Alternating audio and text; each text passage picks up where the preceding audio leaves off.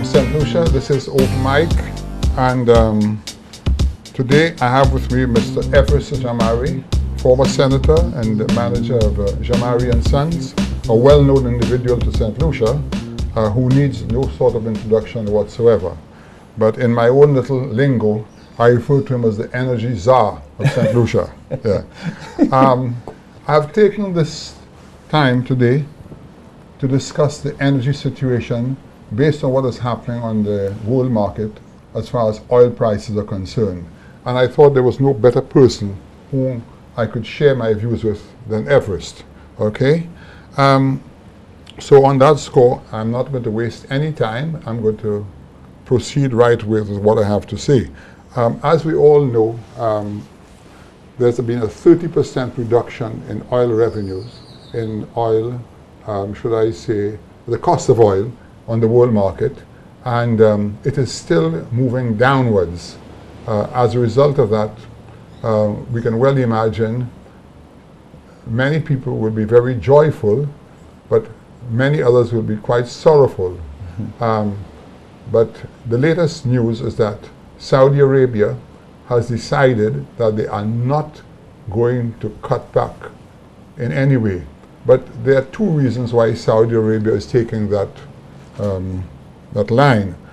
First of all, they have said that they don't intend sharing their market share with anybody.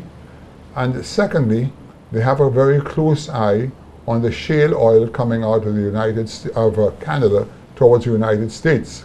The big difference is that Saudi Arabia is really the cheapest place in the world to produce oil, because it's really on the surface. Okay. And I'm told at $25 a barrel that they can actually make money. Whereas in the places like Canada, you're talking about $70 to produce.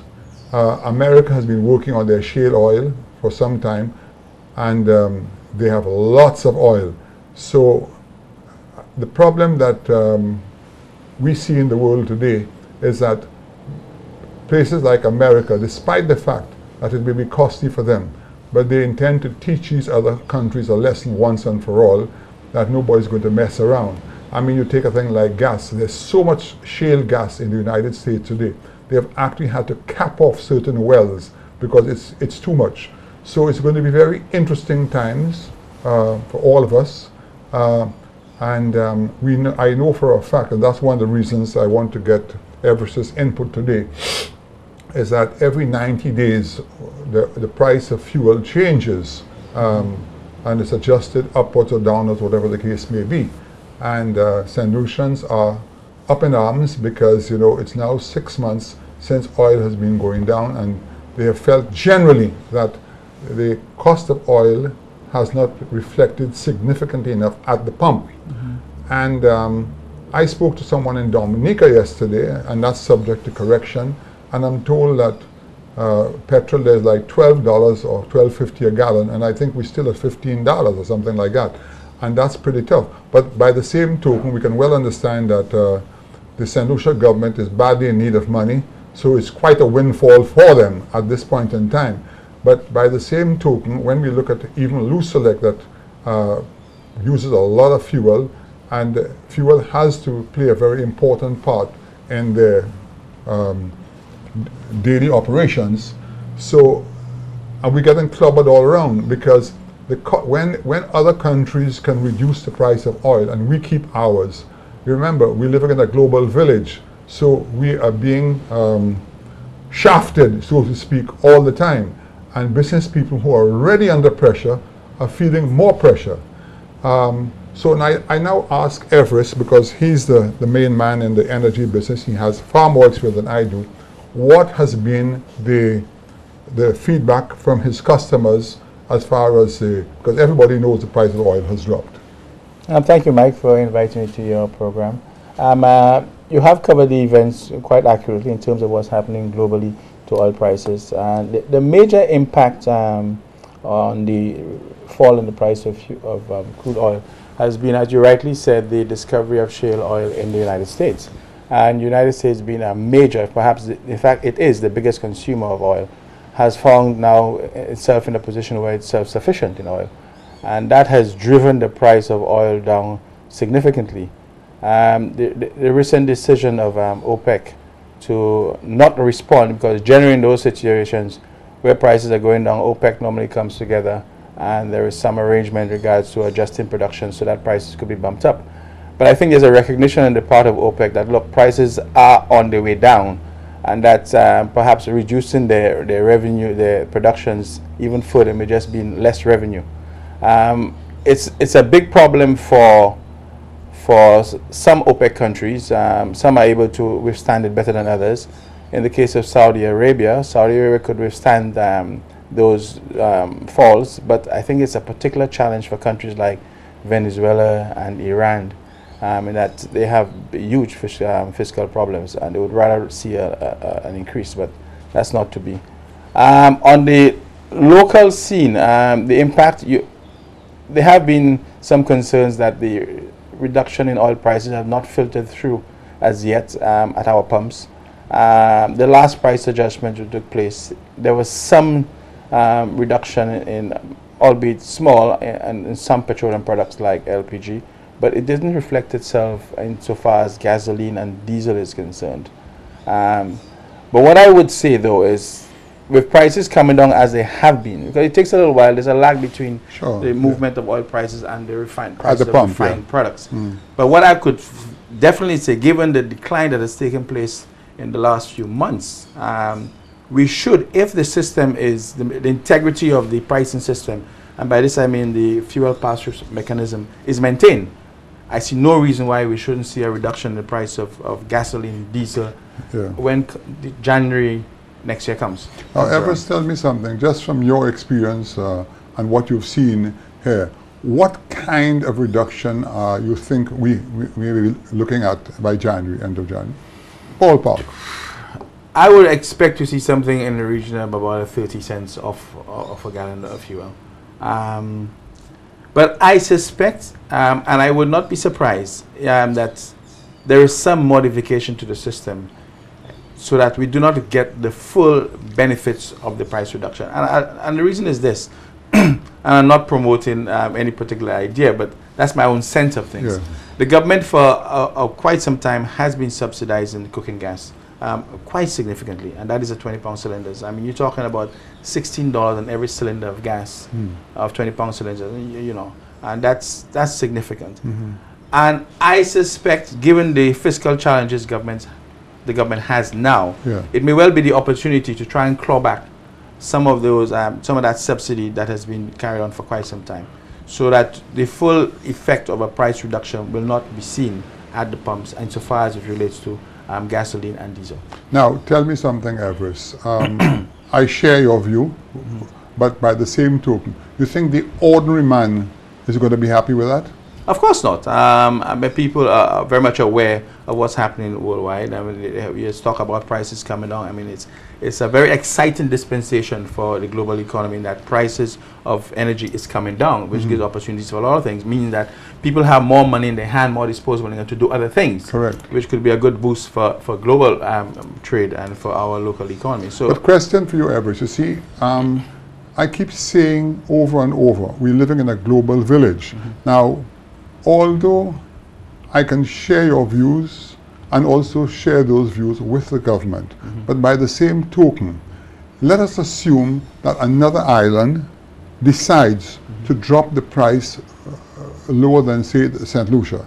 It makes their production cheaper. Correct. And it will affect us. How could government really handle that?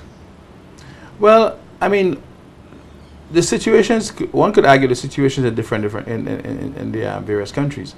I am not so sure that perhaps, say, Dominica, you made reference to Dominica, that the subsidy of LPG is as much as it is here. So that's a variance there already. But to say that prices are lowered in Dominica, then we should reflect the same. The truth is, we don't do much trading between the islands to provide. No, but my point is that you have tourists coming down from Europe and from America. I'm only speaking hypothetically. if certain islands are much cheaper than us, then automatically their cost will be cheaper, and a person booking a passage or ticket will want to go there. Now, to be honest with you, I don't see it being that significant. Yeah, but I'll tell you where it is significant. Where it is significant, and there shouldn't be disparities in that region, insofar as electricity generation is concerned, which is a major component of hotel costs. That's right. We should see the full effects or benefits of a reduction in price of diesel, insofar as it relates to the price of electricity, because in that area there, there's a full pass-through. Select buys diesel cheaper, it goes through as cheaper, the price of cheaper, and the same for other islands. So I do not see there shouldn't be any major variance in terms of the price of changing the price of energy as it relates to electricity within the islands. Yeah, it's interesting because some months ago I had Mr. Bernard Tibbles on one of my shows, and we were talking about the Soufriere project, which is the for the volcano. What's it again? The geothermal. The geothermal, and also people spoke of wind power. And he explained then to me. He said, "Michael, look, you have to understand. I've worked at this place for a number of years.